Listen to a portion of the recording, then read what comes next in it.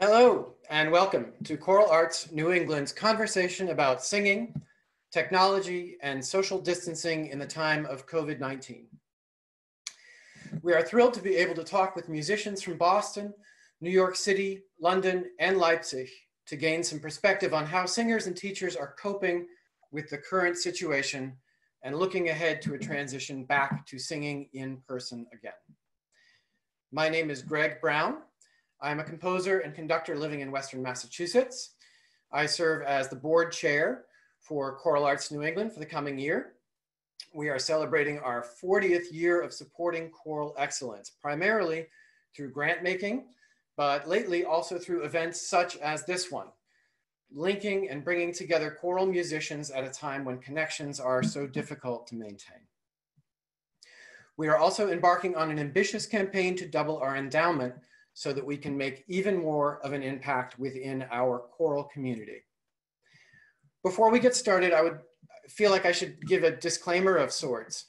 The science, the guidelines, local infection rates are all changing on a daily basis. We are recording this event on July 12th, 2020. If you do happen to be watching this recording in the future, please be aware that the guidelines and risks will almost certainly have changed in the interim. Also, please keep in mind that our guests are joining us from 4 very different communities, and the risk assessments that they are making are reflective of the guidelines in their areas. As you assess the risks to yourself, to your colleagues, your families, and students, please refer to your local current guidelines when you make your decisions. The format for today's session will be as follows. I will give a brief introduction of our guests and then ask them each to speak for a few minutes about their experiences and how they are coping with the complications of singing at this time. We will then move to a more open conversation and some questions and answers. Please use the Q&A feature below. I will do my best to moderate these questions, and I apologize in advance if I'm overwhelmed and we don't get to them all. I have posted a link to a Dropbox file through the chat feature. There's a PDF in that Dropbox folder which has the full bios of all of our guests, as well as important links to documents. I also started a Twitter feed yesterday with links to all the science that I've been reading. I've been reading a lot this week to try and get up on all the information. So there are links to all sorts of things in that. Let's see. So there's a note that we can't see the links. Let me try and paste that again. Let's try that. And if that's the sort of thing that I need to paste every once in a while, very easy to do. You're welcome, Julie. Okay, so our guests. First we'll hear from, and I'll read all their bios and then I'll turn it over to them to speak. English soprano Rebecca Hickey has sung with many of the great professional choirs and ensembles in the United Kingdom, including Stile Antico, the 16, the Tallis Scholars, Oxford Camerata, Cambridge Singers, and the Cardinall's Musick. She is also a long-standing member of Tonus Peregrinus and features as a soloist on their recordings, Arvo Pärt, Passio, Léonin, Pérotin, sacred music from Notre-Dame Cathedral. Stile Antico has recently returned to singing together in person under the latest guidelines for social distancing. Next, we'll hear from Jan Thomas. Jan Thomas is working with the choir office at the Gewandhaus zu Leipzig and project manager for Leipzig cultural project firm Grota und Thomas. In addition to his duties as choir manager, Jan also sings with the Gewandhaus Chor, which spent time rehearsing via Zoom and is now moving towards live performances under their local guidelines. Katherine E Schneider is musical director and conductor of the New York City Bar Chorus, a 100+ voice ensemble whose members are all legal professionals. Ms. Schneider studied choral conducting at Westminster Choir College and Teachers College, Columbia University. She has been honored to conduct several times at Lincoln Center, including at the National Chorale's longstanding Handel's Messiah Sing-In. The New York City Bar Chorus first went remote for rehearsals on March 10th. They were so pleased with their results that they shared their experiences on Facebook and were subsequently cited by ACDA and other industry blogs. They recently staged their first successful virtual outreach performance and are excited to continue exploring virtual platforms for rehearsal and performance. Next, we will hear from Kayla Gotero. She is an assistant vocal pedagogy director and vocal pedagogy lab manager at New England Conservatory. She lectures on vocal pedagogy and the acoustics of the singing voice. As a private voice teacher, she enjoys partnering with professional choir directors and working with medical professionals to restore singers in rehabilitative voice care. Ms. Gotero is also a soprano and performs song recitals, chamber music, oratorio, opera, and professional choral engagements. Ms. Gotero has been part of the ongoing efforts at New England Conservatory to work out better technological solutions for remote vocal pedagogy. Last, we'll hear from Lucas Heller. Lucas Heller is a bass. He is a founding member of Ensemble Nobiles. He was a member of the St. Thomas Boys Choir from 2000 through 2009, where he was a frequent soloist and was awarded the Legate of the Foundation of St. Thomas. In addition to Ensemble Nobiles, Lucas is a permanent member of both the Gewandhauschor Leipzig and the Chamber Choir of Central Germany. Lucas also studies musicology at the University of Leipzig. So those are our guests joining us from all over the place. At this point, I'm going to turn it over to Rebecca, who will talk about her experiences. And I give the floor to you, Rebecca. Thank you very much. And hello, everybody. So we're based in the UK. Lockdown began in March. My last concert was on the 6th of March. So during lockdown itself, we wanted to do something. So we put together Speminalium of Tallis in 40 parts, filmed on our iPhones in our houses. And there were 12 of us in the group. So we had to take a few parts each. And tenor Ben Hymus in our group very cleverly put it all together, edited all the audio and the video, put it together. And so we put this out on YouTube, and it was very well received. We had a lot of views of that. And we were also part of an online version of St. John Passion, which was shared by various choirs in the UK, and with each person recording their part at home. So it was good to be part of those things, but it made you realise how just singing in a bubble on your own at home was really soul destroying, and it sort of took all the joy out of singing. So we feel very lucky in that we have actually performed a concert together last night here in York in the north of England, a live streamed socially distanced performance, which was put out to over 400 people who bought tickets to watch us do the concert. Now, in order to make sure that each of us was safe and we were observing the guidelines that our government has given us, we've drawn up our own safe singing document, and based on various research that we've read from all around the world, we decided to stand 1.5 meters apart in a wide circle. And generally we stand in a semicircle, but we thought that in a circle, it would work better for us. So one of the crucial things of our group that I haven't mentioned is that we don't have a conductor. So this is something that's rather a challenge because we have to be close together to hear each other, to respond to each other. So that has been a very particular challenge, is standing far apart. And we've had to be more demonstrative, I suppose you'd say, in our singing. And so other rules we've observed are making sure that the venue we're in is well ventilated. We take frequent breaks in rehearsals to go outside. We took the decision not to wear masks because we felt that for communication and singing, it was to make it impossible, but we had the mitigating the distance between us and also singing not towards each other, but into a circle where the nearest person ahead of you was 5 meters away. So we feel that's a safe distance, and obviously lots of hand washing and sanitizing. So yeah, it was really great for us to be able to do a concert yesterday, but there aren't many choirs in the UK who've managed to do that yet. We can just about do it because there are 12 of us, but at the moment that's probably the maximum number of people who could get together and manage still to maintain distancing. Shall I share a photo of that? Yeah, oh yeah, so we have a photo from our concert last night in York, which I hope might illustrate how we managed to make it work. We had markings on the floor to show, you might be able to see the tape on the floor. And partly because of the camera angle, it actually looks as though we're closer together than we are, but as I say, we were 1.5 meters apart each. But by looking towards each other, we were able to communicate and therefore sing together. So we have another one of these live streamed concerts coming up, which has been organised by Voces 8, who they own an old Christopher Wren church in London, and they're putting on a live from London festival, and I've provided a link to that as well, because it features concerts by Fagiolini, Voces 8 to 16, Gesualdo 6, Academy of Ancient Music, from the Voces 8 Centre, with one guest appearance from Chanticleer, zooming in from San Francisco. But generally they're UK-based choirs.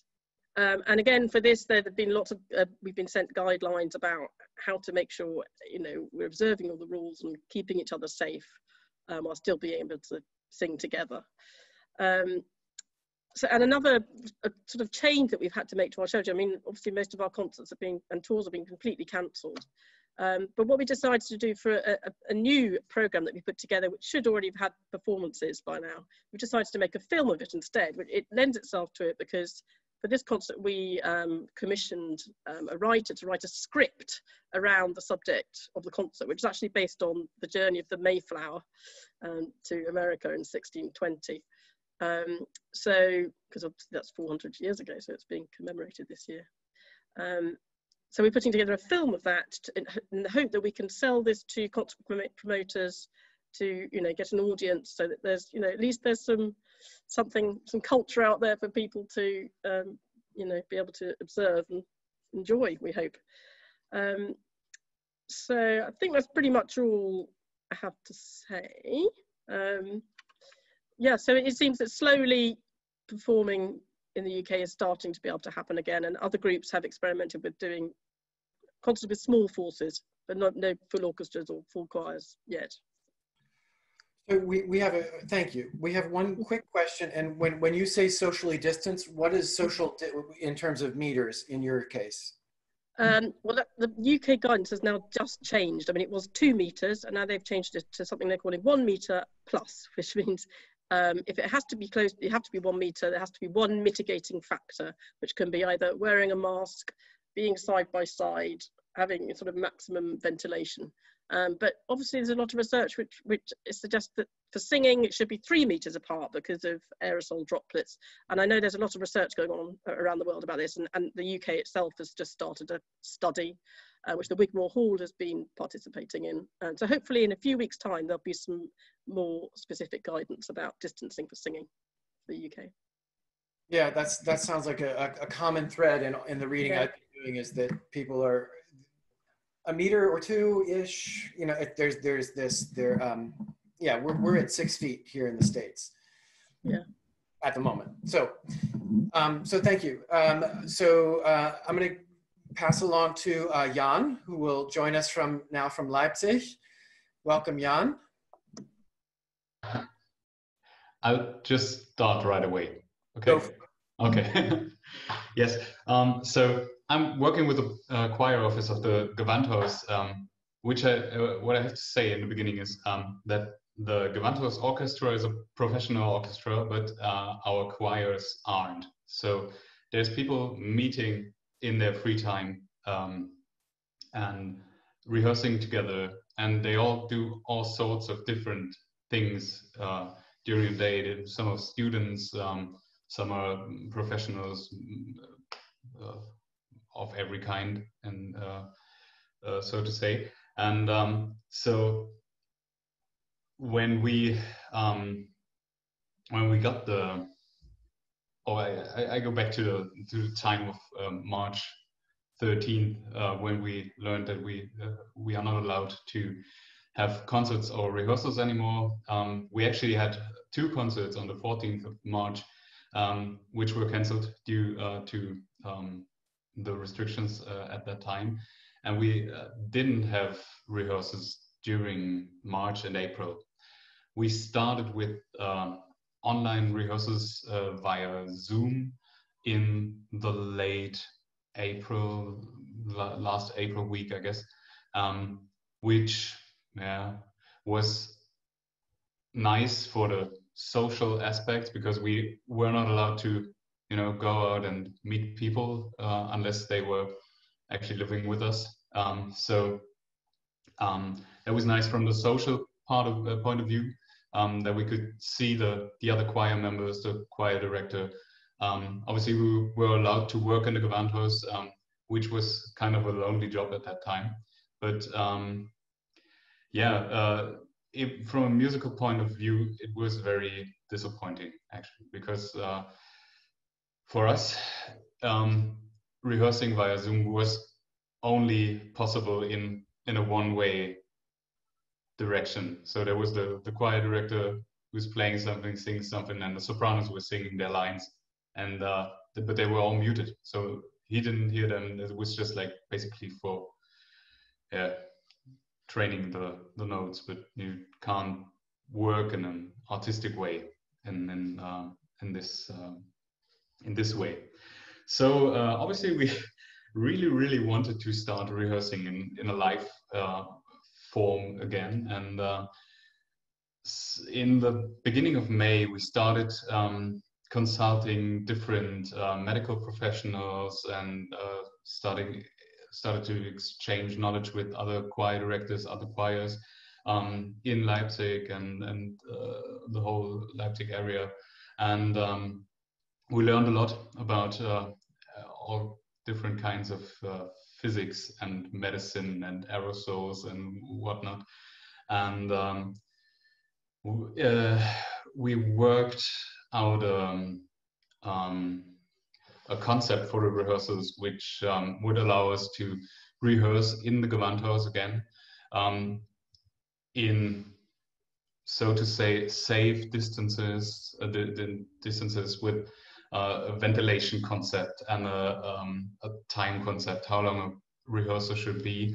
And that's maybe the most interesting part I can tell here. We're working with this concept since the last 5 or 6 weeks now, and so we reduced the choirs to small groups of 8 to 12 people who rehearsed for 30 to 45 minutes each, and the groups must be fixed. That's what we learned.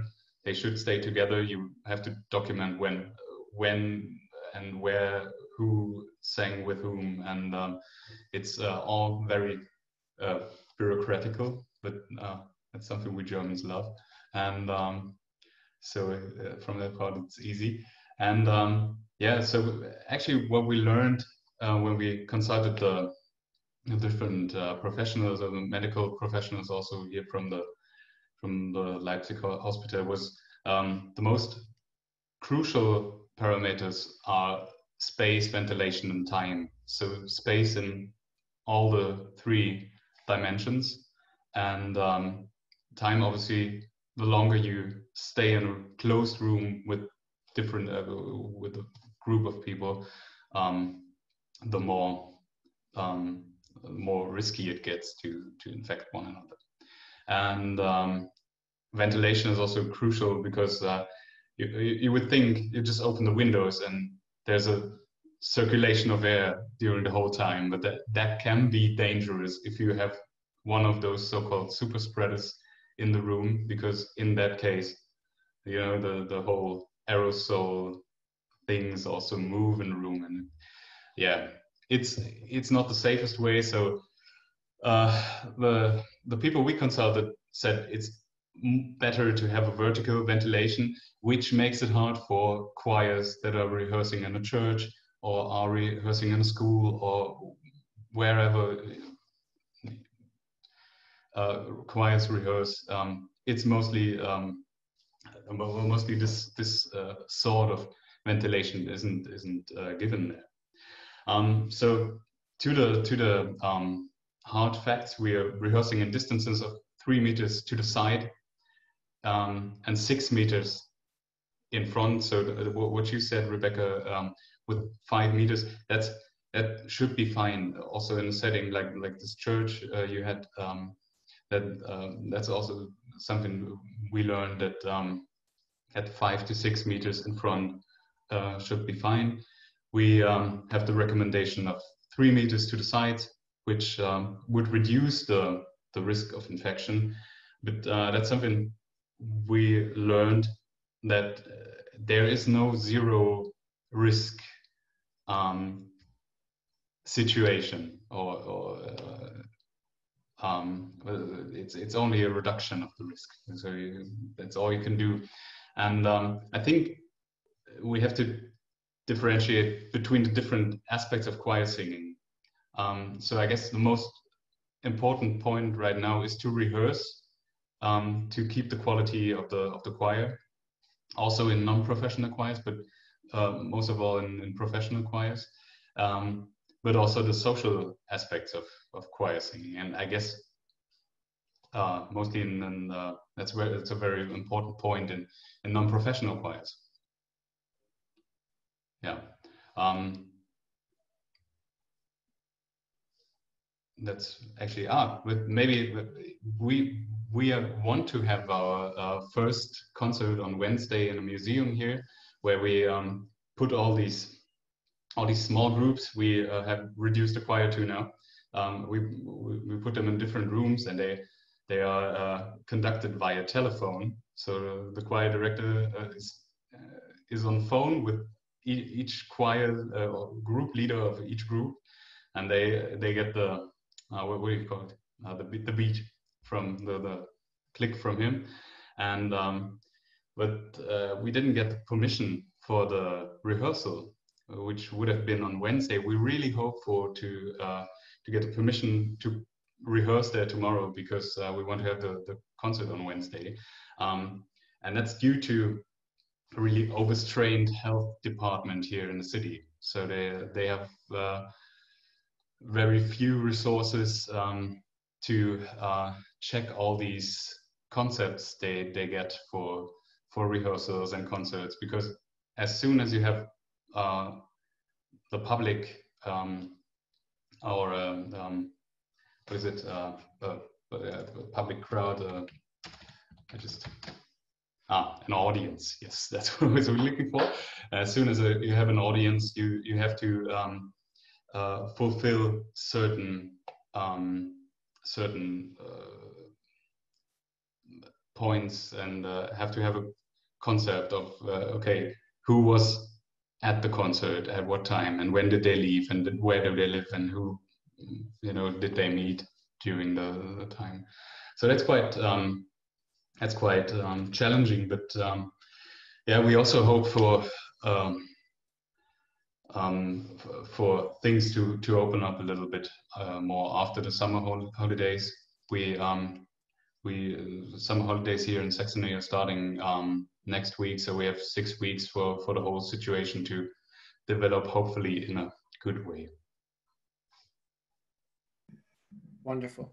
Thank you very much. Yeah. So next we'll go to New York City, where Katherine Schneider runs the City Bar Chorus, and she made a Facebook post, which is how I found out about what they were up to, about a Zoom rehearsal they had started doing, and it was something like 20,000 plus people have interacted with this post. So that's how I came to know Kathy, and I'm really glad you're here to tell us about what you're up to. Thank you, Greg. We're really delighted to hear about our European friends working their way toward live in-person performance. Being in New York City, we unfortunately cannot aspire to that yet, as is true, I think, throughout the United States. We've also played with systems like Jamulus, and they, of course, have limited capacity so far and not nearly enough for 100 people. So our story is going to be more about pushing the envelope on what can be done virtually, mostly through Zoom. Greg had asked us to talk about how things changed. We started our cycle in February and had 2 rehearsals before patient 0 in New York City was identified. That person happened to be a lawyer. So the antennae started to buzz with every law firm and business in New York City. They began restricting meetings in their spaces, and our law firm host for our organization told us we couldn't meet there anymore. So we had virtually no notice, virtually hours notice, that we were no longer able to rehearse there. We certainly understand that, and we were very, very grateful to them, because it's now thought that New York had about 10,000 undetected cases by the end of February. So we were very grateful not to put ourselves at further risk at the time. We were told at the time that our ability to rehearse would be week to week, but we certainly knew the hiatus would last quite a bit longer than that. Now, as a lawyer, I was already familiar with Zoom, so I started thinking about how we might do things as a group with the tool. On March 8th, I asked a small group of intrepid volunteers to meet on Zoom to test the system. And we tried to sing in sync and dissolved into giggles in about 10 seconds because we realized that that could not be done. So we knew we'd have to mute the singers most of the time. On March 10th, I started doing sectional rehearsals, which we then did every week or two, in the hope originally that we would be back to rehearsing and performing in person by May or June. We just had no idea at the time. As that possibility receded, the sessions took on additional functions, social and support and everything else. They were still warming up and singing repertoire. We added more conversation, sharing screen to exhibit interesting choral videos. We supplemented the rehearsals with more social events like sectional hangouts, virtual open mic nights where people just had to sing within their box, a virtual St. Patrick's Day party with Irish sing-along, and even a book club that's now gotten underway within the group. What's next? Well, clearly, unfortunately, it's going to be a long time before in New York City, I think we all get together in person to sing. I know everyone's eagerly awaiting the Colorado studies about aerosol projection, and that's coming out. I think preliminary results may be released tomorrow with further guidance later in the month. So we're excited about hearing about that. Our mission is really something we wanted to focus on during this time. You know, while we've sung off Broadway and at Carnegie Hall, our main mission is community outreach. We sing at hospitals, nursing homes, for people in substance abuse rehab in our early days for AIDS patients. So a lot of those communities are especially vulnerable right now, and we really wanted to get back in connection with them during this time when I'm sure they're feeling lonely and really stressed. So we wanted to find a way to connect with them as soon as possible, and we started thinking about doing virtual performance events. We did our first one on June 30th with one of our faithful outreach audiences, SAGE, which is an LGBT senior center. And we put together a hybrid format. So I'm going to ask Greg if he'd be so kind as to put some slides up now, which consist of our latest Facebook post. So in this case, we did a combination of several singers doing live solos. So this is our first singer doing, with a virtual background, he's doing You'll Be Back with a Crown. We can advance to the next one. Okay, that's just the part of our group. We had about 50 of our singers and then plus audience members present. So we can advance from there, please. All right, now at the end of You'll Be Back, when the king says everybody, we encourage people to do jazz hands so that even with a sync issue, we could have a participatory group moment, which people really enjoy. You see the smiles on their faces while they're doing that. Continue, please. Now we have a belly dancer in our group who is an IT professional for a top law firm. So we had an interesting array of talent. She's amazing. So we actually had a belly dance performance as part of our event. Let's move it to the next one. There's another solo, and I'll just pause here to say that we also interspersed video and audio clips from our prior live performances, in-person performances.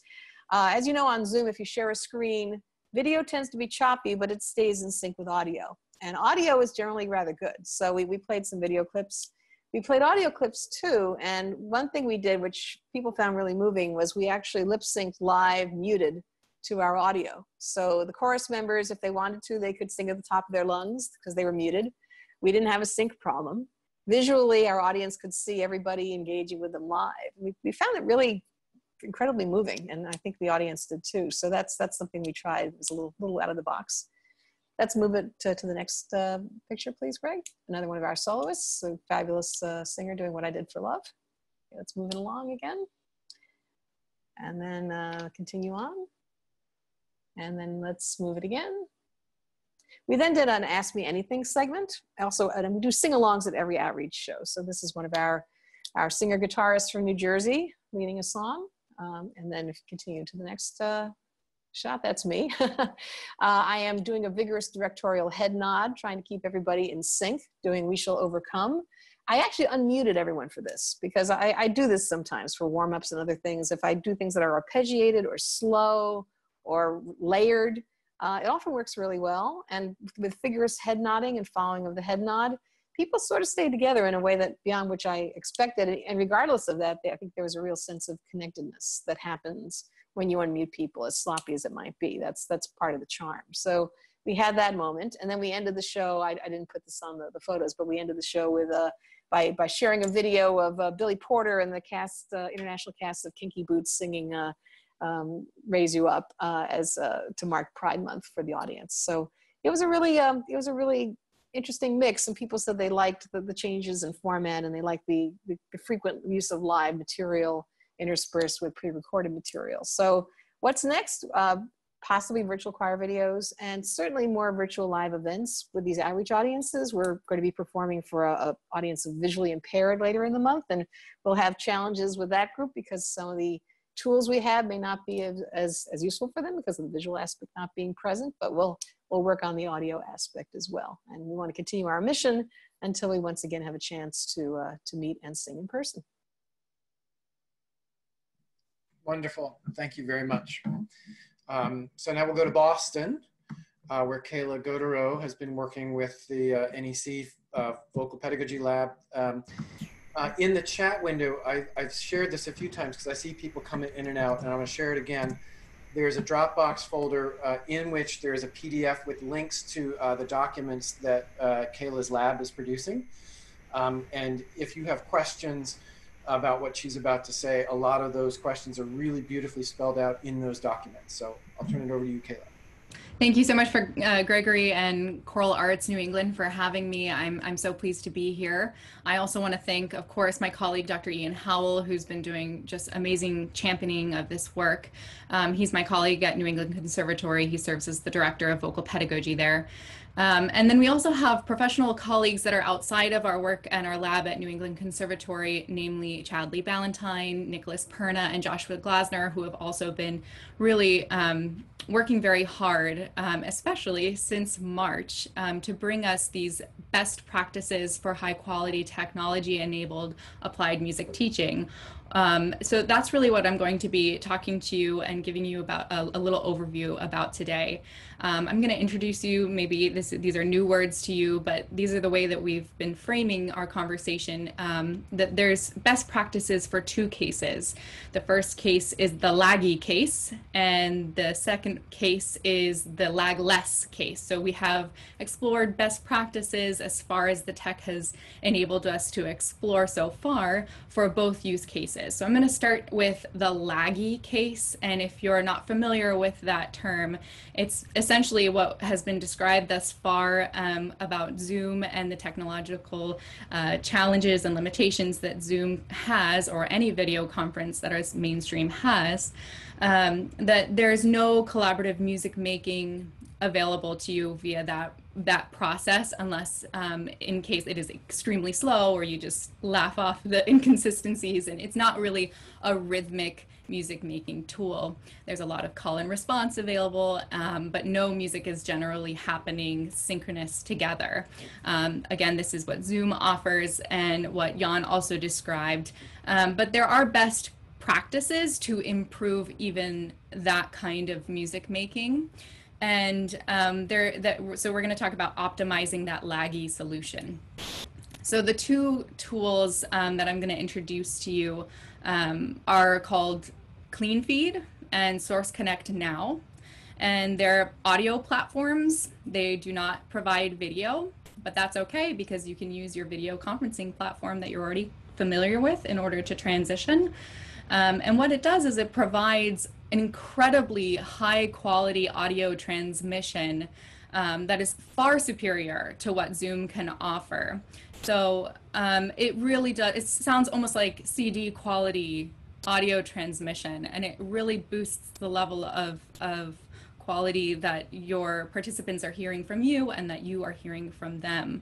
I use this when I'm teaching voice lessons in particular because what I love about it is that it does not duck the audio.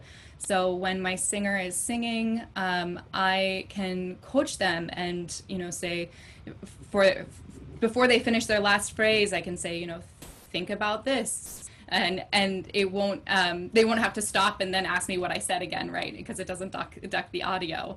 And it comes through just incredibly clear. And that's such a value for voice teachers, especially, and for anyone who's working on tuning, excuse me. And what it does also give you is the ability to record multi-tracks. I've used this with a small virtual choir project where everyone comes in and you can record multi-tracks, and then later I'll go in and post and align those tracks in Audacity. It makes my job as a choral director a little bit easier on the technology front. So Clean Feed and Source Connect now both handle that process well. I prefer Clean Feed. Its user interface is a little bit easier to use. There is a purchased version of it, and there is a free version of it, and I have a subscription because I use it, and it gives me a couple of extra settings that I appreciate, but it is available for free as well.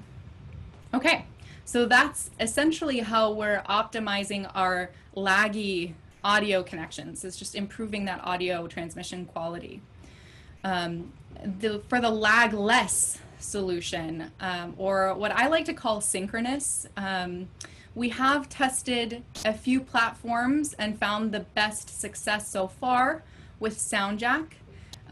It's found at soundjack.eu. It's a lagless solution, and it is for collaborative music making. So what you cannot do with Zoom aligning rhythmically, you can do with SoundJack. I have experienced it. I have sung in Around, Row, Row, Row Your Boat, and Silent Night, and a couple of other things with up to 4 connections, with piano, without piano.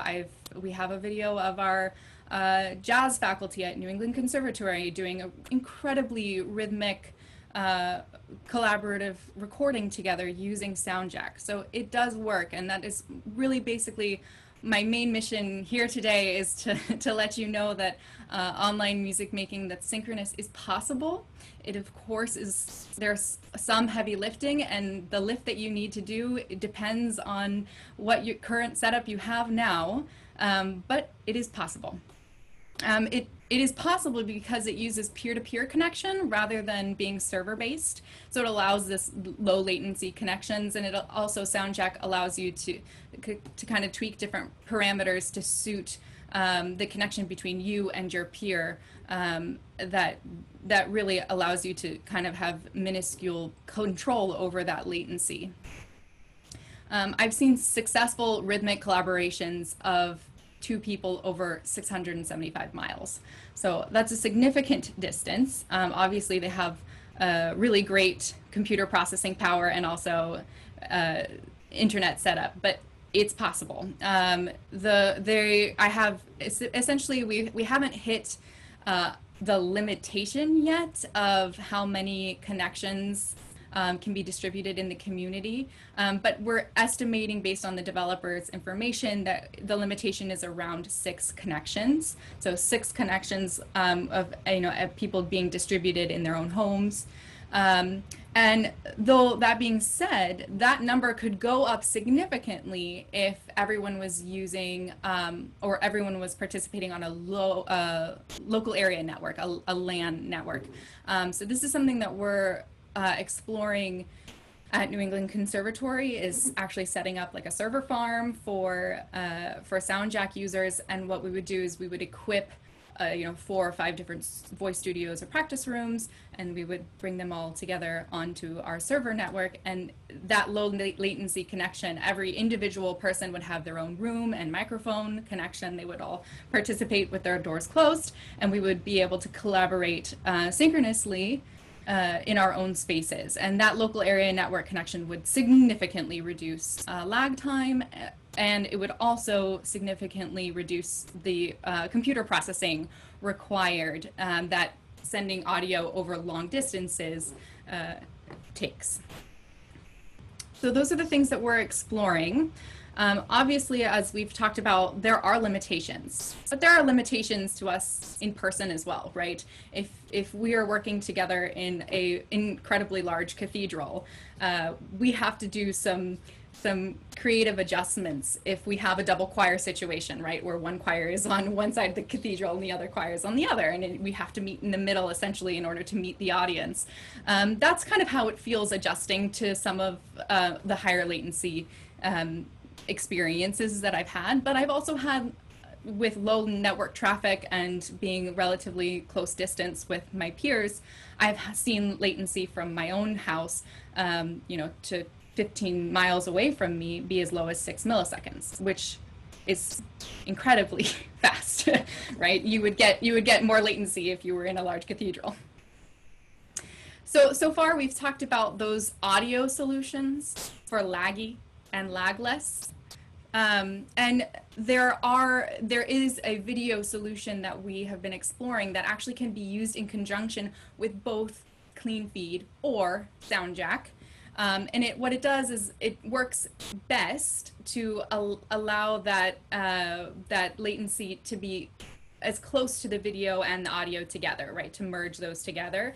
As you know, audio and video they're different file sizes, right? They're different. It's a different lift that's needed for your technology. So we're exploring what's called Jitsi Meet as a video solution that again can be used with both clean feed or sound jack to facilitate low latency peer-to-peer video connection, and it aligns the audio better than the server-based conferencing platforms like Zoom. So we would disable the audio in Jitsi Meet, and then we would have the audio go through either sound jack or clean feed in the browser. So two separate components running simultaneously. The best thing about this, I think, that has come out of this is that these software programs are free to use, and it's accessible to you. It's accessible for you to try it.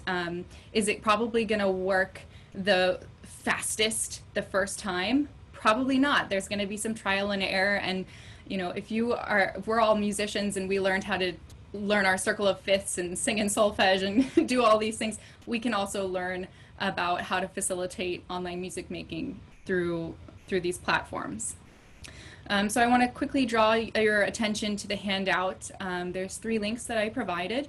The first is best practices for high quality technology enabled applied music teaching.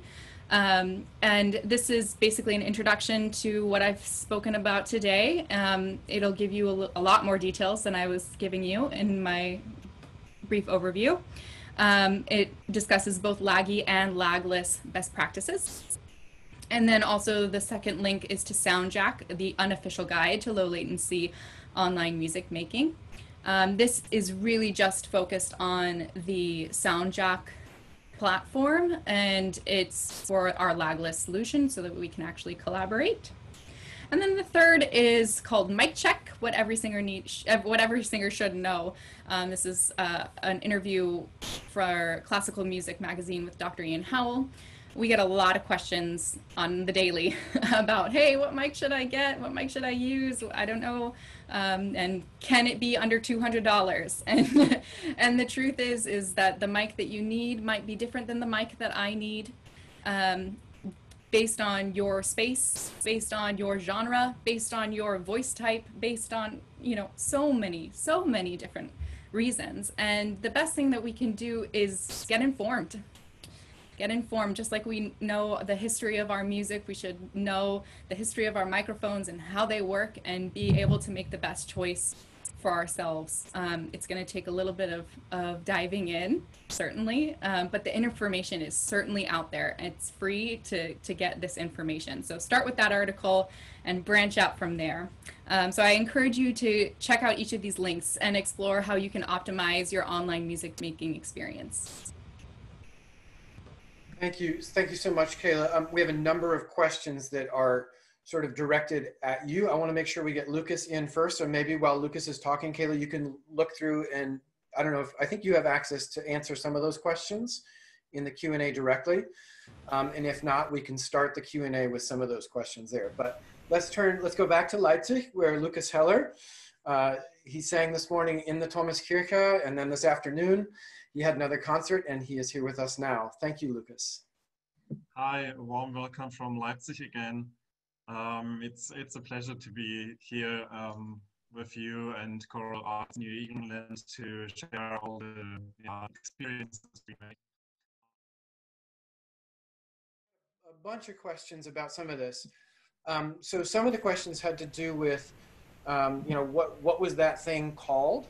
And I tried to pull up a lot of the links and put them here and there. but maybe go through slowly. I think it was sound jack, clean feed, and just say them slowly so everybody can understand what they are. Absolutely. So I'm going to start the way that I started in the presentation, so laggy, okay, where we don't get to make music rhythmically together. Those two options for audio transmission are cleanfeed.net and Source Connect Now. And then for lagless, the best practice that we've found so far that works best for us is soundjack.eu. Great. Okay. So it looks like Lucas is joining up. Let's do one more while he just gets himself settled. Sure. So really important question. Will Soundjack work with a larger chorus of 35 people? So this is a complicated question to answer. So each person's technology that they're working with, such as the computer processing power and their own internet service, are going to be the limiting factors for how many individual connections that computer or person is able to make. So somebody with like a MacBook Air with, 2 cores is not going to be able to make as many connections as somebody with MacBook Pro with more cores, right? So that is where we get branches of complexity. And the best thing to do is try. The best thing to do is try. When we're talking about 35 connections, that's well beyond the 6 that the developer has been talking about so far. Although there is a process in beta that is going to be able to basically synthesize a bunch of connections and make them into one. And so it's called basically a mix, where that would be able to house significantly more. Technology on this subject is expanding daily. And Soundjack the developer for Soundjack is releasing updates just incredibly quickly. So keep an eye out, especially as we talk about getting larger groups involved. Yeah, and just to sort of visualize, I've played around with Soundjack and 1-to-1, 3 people. But what you have to think about is like 1-to-1 is a straight line, 3 people is a triangle, and then you get 4 people, and it's not just a square, it's a square and the diagonals, and then a pentagon, it's the and all of those. So you get up to 35. I don't know what the number is. It's a big number. It's a big number. So there's a lot of connections in that model, and so there may be a better model. All right, let's go back to Leipzig. How are we doing, Lucas? Try and speak. Yes, I tried to speak, and I hope you understand a bit. It's better, much better without breaks. Perfect, thank you. Okay. All right, go for it. Okay, let's start again with performances Ensemble Nobiles did in the last time. Since the shutdown in March and doing many proposals and applications to get a bit money to stay alive as an ensemble, we had the possibility to work with partners like St. Thomas Church or Catholic Church in Leipzig, and also with the Bach Archive, who made live streams. And that helped a lot to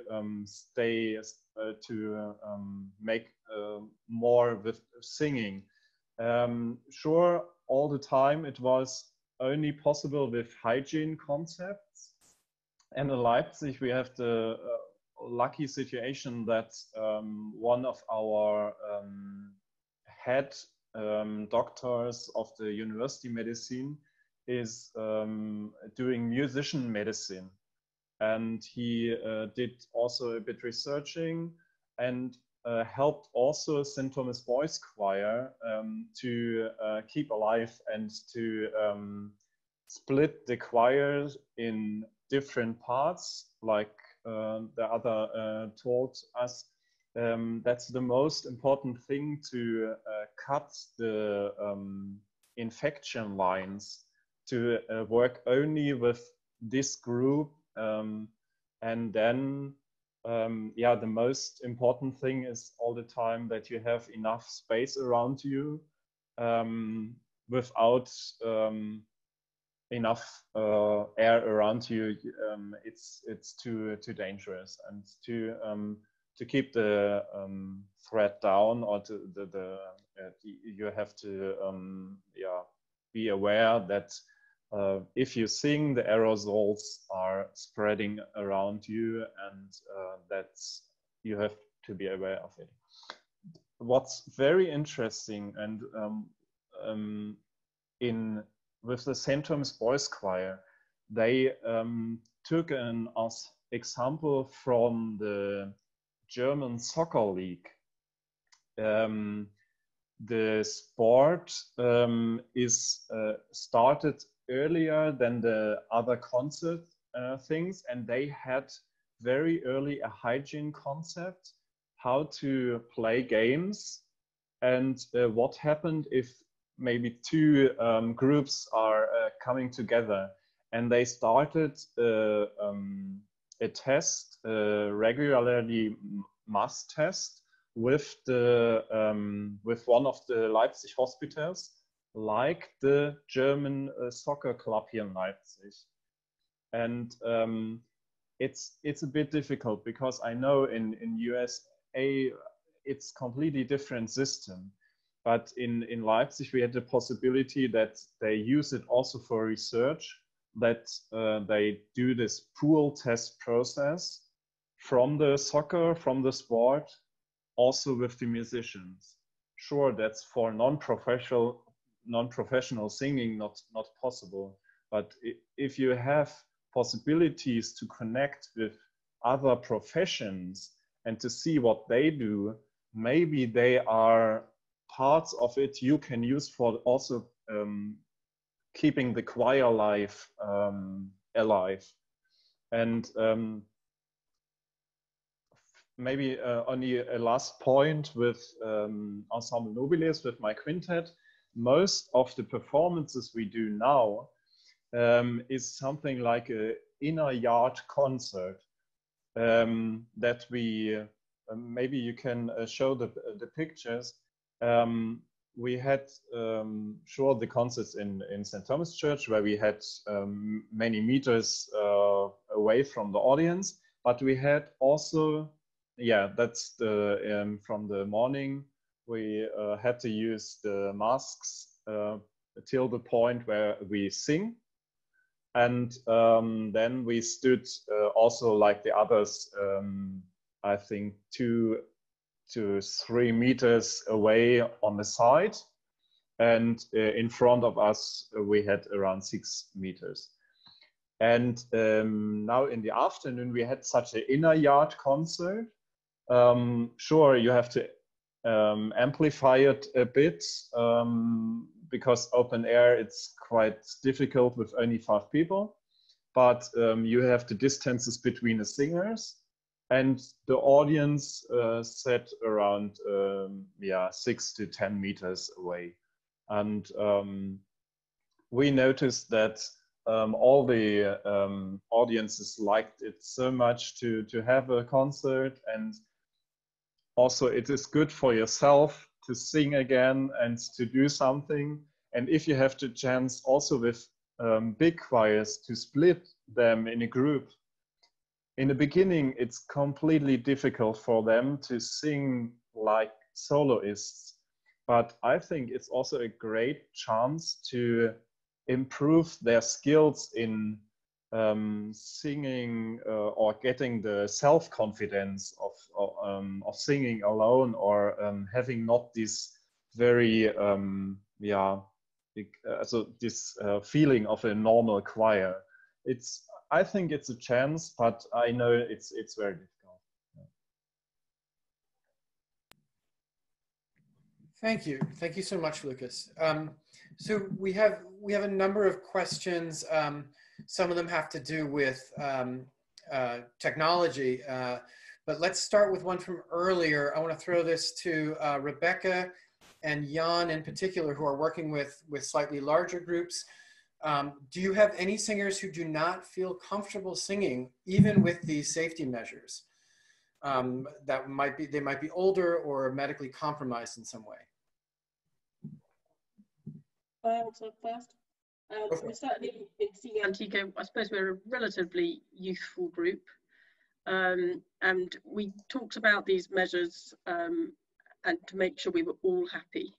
And we also said that there's no requirement, if anybody felt uncomfortable with the regulations we'd laid down, that they didn't have to take part.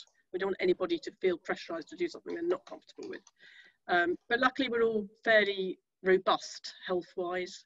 I mean, in fact, at least a quarter of the group have actually had, or they've had the symptoms of the virus in the past anyway. Even though their test came back negative, which seems to happen a few times, but they definitely had symptoms. So it could be that some of them have antibodies anyway. But generally, yeah, we were all totally happy with the measures we put in place. Wonderful. And Jan? Yeah, we do have some people who have relatives which have risk factors, or who themselves have risk factors, and that's throughout the whole age range. We start with children singing in first grade, so they are about 6 to 7 years, and we end up with the adult choir in an age about 70. So the range is quite broad. But yeah, in each group, no matter what age they are, there are some who said, for the sake of their parents or grandparents or their own safety and health, they would not like to go to the live rehearsals again. And we have them, we connect them via Zoom still, so they can take part in one of the rehearsals throughout the week. And that's the only way to keep them connected to the choir. Yeah, but that's also a difficult question, because since there is no zero risk possibility to have a rehearsal, it's especially for non-professional choirs who do this as a hobby in their free time, it's a difficult decision, because in the end, if something happens, it's always an if situation, and sometimes it's if someone gets infected, and if it's a really, but you have to think through all these different situations, and it's the most difficult question, I guess, for every choir director, or for us also, was to ask ourselves who is responsible in the end, and that's I guess that was the most difficult part about it, because you want to create a situation where it's safe for everyone, because no one wants to blame himself for knowing, okay, it happened during a rehearsal. We had situations where it happened in the US and in Berlin here with the choir, where there was one person in the rehearsal who infected lots of the others. And you always have to compare these incidents to the big amount of rehearsals that happened also during February and March, and where nothing happened, or we just don't know that something happened. But it's quite difficult to judge, I guess. Yeah, but we do have those people who say they don't want to take part right now.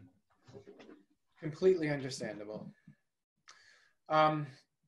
And Lucas, just you're the other one in this group who's performing live right now. I know that with your quintet, you live and work very closely with the other 4 members. Was there any concern within your quintet about being close to one another? Yes, especially in the beginning of this shutdown, we had huge discussions how to have a low risk with our rehearsals, because for example, our manager, who's also working in our office here, got a child in April. Oh. And therefore we said also, okay, manager is not allowed to enter the office to be aware that nothing is in conflict with them. And we said, okay, we want to do rehearsals, and we have space here in the office. And also on one point we said, okay, we have to take the risk, because in the other case, we wouldn't have a chance to perform on this quality level we had before. Yeah. And then we said, okay, we have the meters away from each other, and we opened windows especially, and did many breaks in the rehearsals, and went out of the room. That's the most important thing, that the room is clear with fresh air. But at least, yeah, there is a high risk, and we decided after 3-4 weeks, when we saw, okay, the numbers are on a low level of infected people, that we work in our office. It's a gray zone, but we did it. Yeah. Okay, thank you.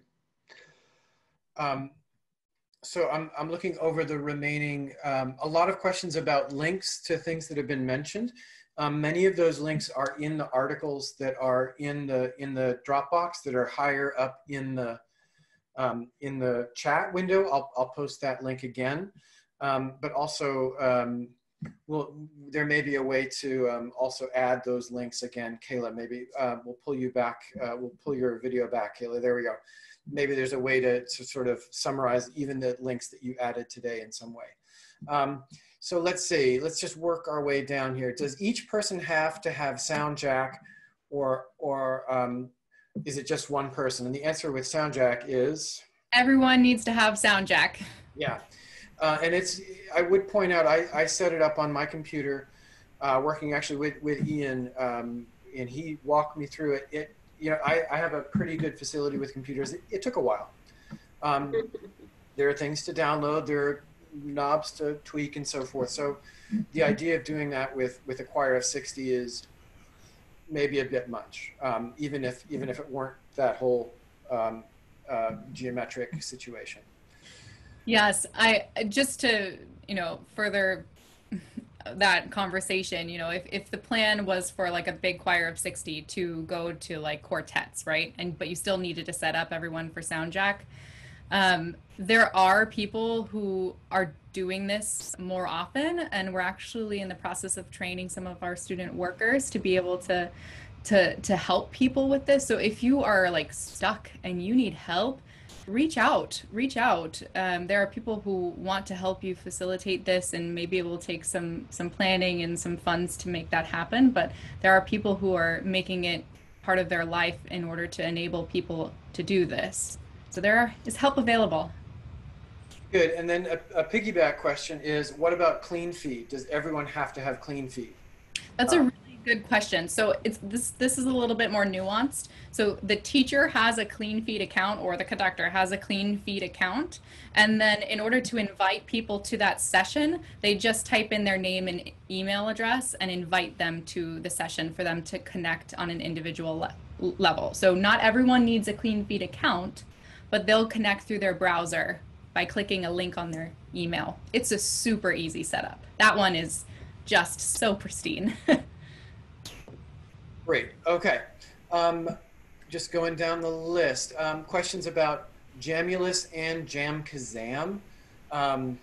Someone reporting they actually have really good results with Jam-Kazam, and then asking for a sort of a comparison to Jamulus. I think the best thing that I can tell you is use what works.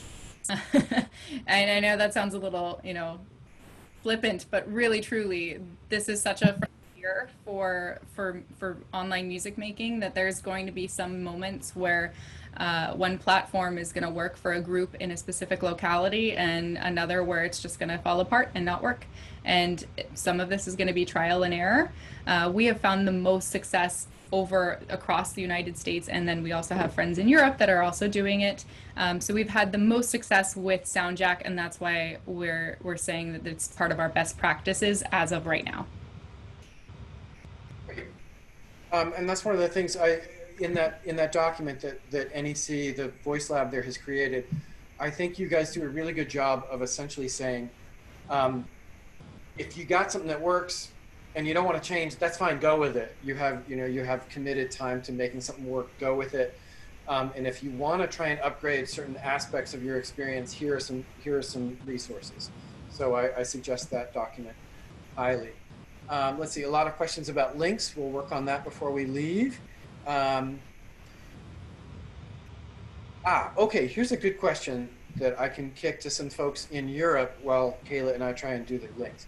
For those in the UK and in Germany now attempting to sing together again, how did you find singing together for the first time in terms of anxiety levels? And do you have a formal or informal agreement between singers for trust and health? So anxiety, but also sort of a legal or contractual sort of agreement. So we'll start with Jan. Okay, three seconds to prepare.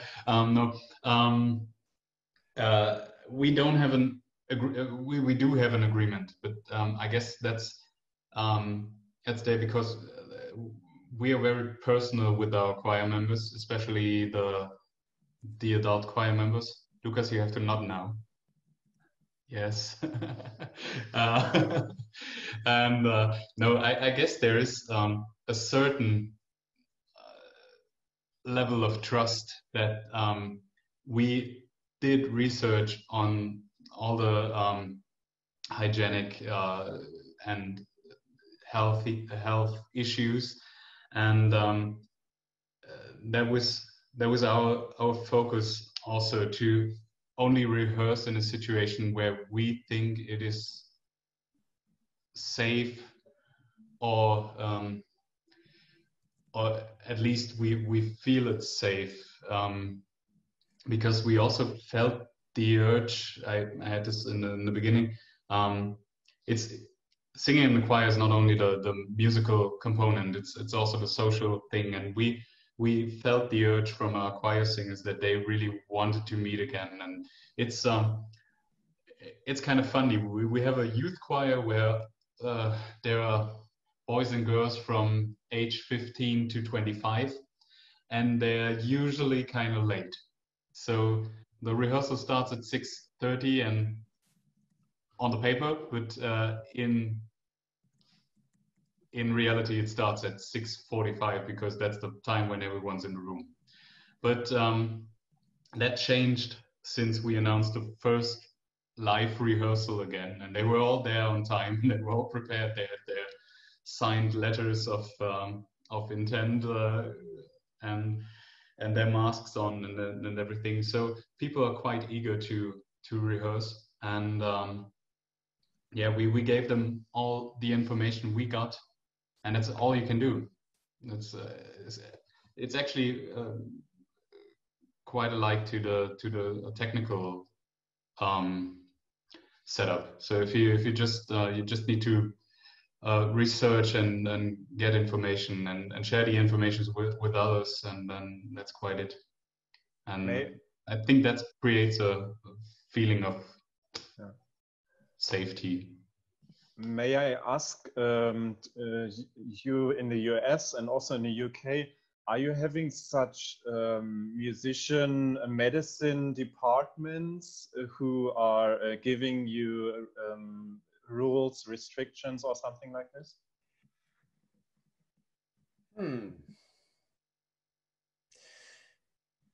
That's a great question. Here in the States, we have a lot of different suggestions, statewide, area-wide.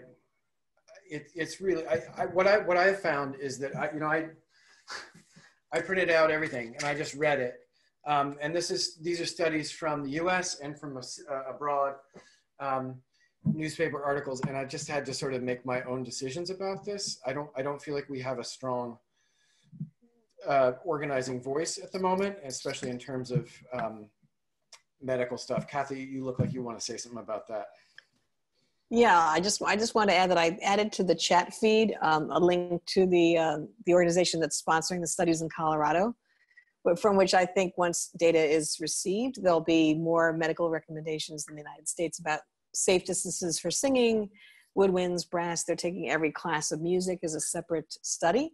The instrumental studies are starting to come out. I gather there'll be some more tomorrow, and I think the singing studies will be out later in the month. So a little bit up the chat line, you'll see a link to the organizing entity. And I just copied and pasted that, Kathy. So that article from Colorado should be at the bottom of your chat feed right now. Yes. Okay, so in terms of, anybody else want to add to that particular question? Go ahead, Rebecca. Yeah, I was just going to say that in terms of singing, a lot of quite high-profile singers lobbied the government hard to try and get them to commission a study, which they have now done, which is currently taking place. So we hope in the next 2-3 weeks the government will give specific guidance for singing. So we're hanging on, waiting for that. Indeed, indeed. And I see that Kayla has added links to a lot of the things she was talking about. That's great. So hopefully that will answer a number of those questions. And there was a question from Wayne Abercrombie about a particular file. I'm not sure, I didn't share that file. The E8TLYLRA.png file is not something. So Wayne, you know my email. We can, if you're still having a hard time with it, shoot me an email. We'll sort it out offline. Let's see here. There was a question, is there a place to find the SOVTE exercises? And I'm not sure I know what that means. So Amelia had asked, how do we ease in our singers to singing, many of them haven't sung since March. I think she directed the question towards me. So vocal pedagogy hat on. I recommended SOVTE, which stands for semi-occluded vocal tract exercises. And just to basically explain it really quickly, anywhere that there's a narrowing in the vocal tract, you have a semi-occluded vocal tract. So even an ooh exercise, ooh, right, would be an SOVT. One of the most famous ones is getting a lot of traction is straw phonation. So definitely look up some fun straw phonation exercises if you're looking at SOVTs. Wonderful. So just following up here, will the links still be available? Yes, the links, that Dropbox link, which has, and I've added actually some web links to some of the things that Kayla was talking about. So there is the PDF with the panelist bios and links to some of their work. There is a link to the Twitter thread that I started with articles that, that I could find. And if you're on Twitter, you're welcome to add to that or interact with that.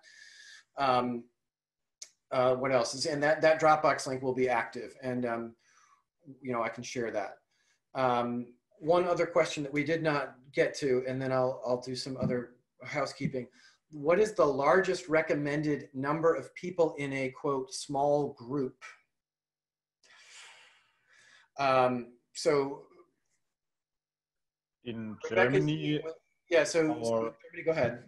In Germany, Michael Fuchs from the University of Medicine of Leipzig said it shouldn't be more than 12 to 16. Yeah, this amount. And Rebecca, how big is Stile Antico these days? 12 singers. I really think that's pushing it. I think that's the absolute maximum, really, in order to be able to, and we were in a big space last night, but, in order to maintain a distancing, it's, I think, harder to be bigger than 12. And Jan, I noticed you just posted a YouTube video. What is that for?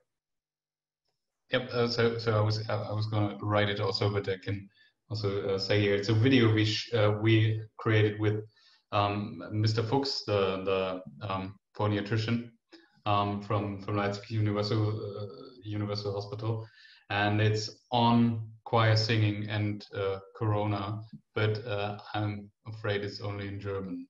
We didn't have the time to create subtitles, and it's quite controversial already. Oh.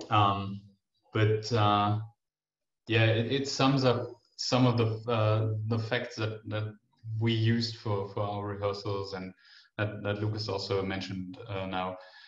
So basically, the number of people is depending on the size of the room. So we are planning to rehearse in churches with a group of 20 to 25 people after the summer holidays, as long as the whole situation in Germany stays as it is right now, which some people are skeptic about, some are very optimistic about this. But yeah, we'll have to see. But in the end, you have to see how many people fit in a room, and then you have to check what ventilation possibilities you have in the room, yeah, but I guess it's still gonna take some time till we rehearse with a whole choir group of 60 or 80 people, even in big spaces. Yeah. Okay, so thank you. And I've taken that video that Jan just sent the link for, and I've put it in the Dropbox, and I've just reshared the Dropbox link. We had a question about sort of, will a synopsis of this be emailed? The answer is, I've recorded the whole thing. It's in the cloud somewhere. I'll have to download it and just do some basic editing, and then we'll put it on our YouTube channel. It's Choral Arts New England. I will send a link to you know, our mailing list for Choral Arts New England. You will get a link to the video. If you're not on our mailing list, you can sign up to be on our mailing list through our website, choralarts-newengland.org. You can also watch our social media feeds. Choral Arts New England on Twitter and Facebook. We'll put links to everything you've had today. So some of our panelists need to scoot, and I think we've gotten through it. Thank you so much for making the time, wherever you are, to be here. It's very heartening to see people who love singing so much that they don't let this get in the way, that they find ways to make it work. In the meantime, and hopefully someday we'll look back on this video and say, wow, that was a weird time. And here we are again. So thank you very much. Take care. Good night, everybody.